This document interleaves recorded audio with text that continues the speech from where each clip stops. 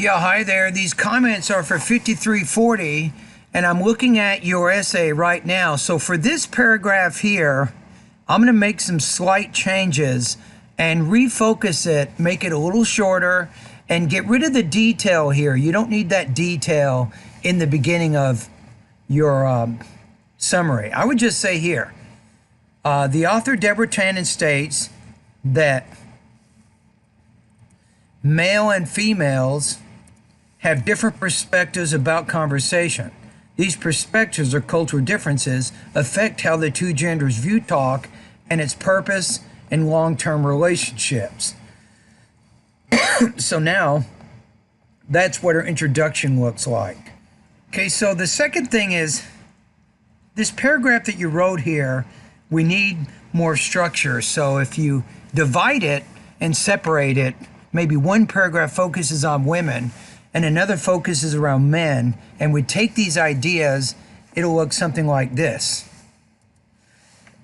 So, women, according to Tannen, focus a lot on being involved during conversations.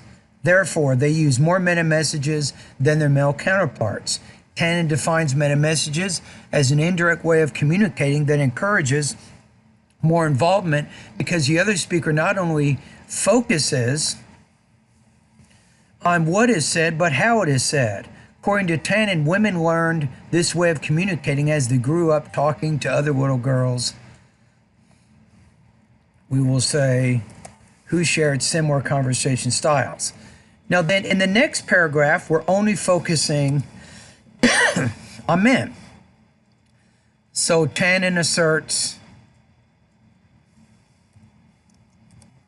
that men focus more on independence in conversations and thus use fewer meta messages than women. In fact, Tannen presents several examples in her article that show how men focus more on what is said, not how is said. Men learn this direct style of communicating, Tannen explains, from other little boys while they grew up talking mostly with members of their own sex. Right? So then, you see what I did here? So now we have an easier to understand summary here. We're focusing only on women here, only on men here. It's very easy to see what's going on. So then in this final paragraph, and there's no exact way to do this, but what I'm trying to do is to show you a more coherent way to do this. Your summary was a mess, wasn't organized very well, right? See, finally, these different conversation styles lead to misunderstandings and conflict, contends Tannen. However, she believes that couples in long-term relationships can become more aware of each other's differing styles of talk. This awareness could minimize some of the conflicts since each speaker is trying to understand and accommodate the other person's style of talk. That's it. So something similar to this. Let's take a look at one more time the whole thing. The author Deborah Tannen states that males and females have different perspectives about conversation. These perspectives or cultural differences affect how the two genders view talk and its purpose in long-term relationships. So this idea kind of restates the thesis right here. That's why I added that. Women, according to Tannen, focus a lot on being involved during conversations. Therefore, they use more meta messages than their male counterparts. Tannen defines meta messages as an indirect way of communicating that encourages more involvement because the other speaker not only focuses on what is said, but also how it is said. According to Tannen, women learn this way of communicating as they grew up talking to other little girls who shared similar conversation styles. On the other hand, men, Tannen asserts, focus more on independence in conversations and thus use fewer meta messages than women. In fact, Tannen presents several examples in her article to show how men focus more on what is said, not how it is said. Men learn this direct style of communicating, Tannen explains, from other little boys while they grew up talking mostly with members of their own sex.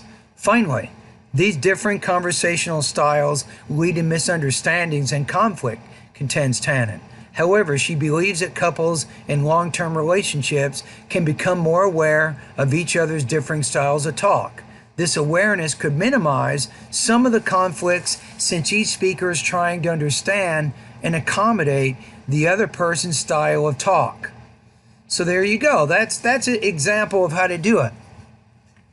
Now, if you're having trouble with this today, you may have trouble tomorrow with the integrated writing practice test. So let me give you some tips. In the introduction for your integrated writing practice test, you want to name the reading and the listening passage. State the main point of both. The first paragraph only needs to be about 25 words. Now, in the next paragraph, only worry about including reading point 1 with listening point 1. In the next paragraph, focus on reading point 2 with listening point 2. In the final paragraph, focus on reading point 3 with listening point 3. And in each body paragraph, once you're done talking about the reading passage, you want to use a transition word, something like conversely, in contrast, on the other hand, to show how the lecture is different from the information in the reading. So my advice to you is take a look at my speaking lesson number 7. It has a good lesson about how to make your speaking and writing more organized, and that'll help put you in the right direction for tomorrow. Okay, so today, if I look at the writing, I can't really give you a great score. It was not organized very well. There's a lot of problems with language use, sentence structure, and so on. It was a mess. You need to utilize the lab. We have labs. We have graduate students that are on in the Yasada Center at least twice a week. Go in there and get some help with your writing. You need help. You can go in there today, show them what you wrote, show them what I did, and say, okay, I'm working on summaries, I'm working on organizing my writing better. Can you give me some tips? Right? Make sure they see the comments I'm giving you right now. Okay, thank you for doing this practice test. Oh, one more thing. So your score here, I'm going to put you at about 75 out of 100. Not really. I'm considering it not quite passing because of your organizational and your language use problems.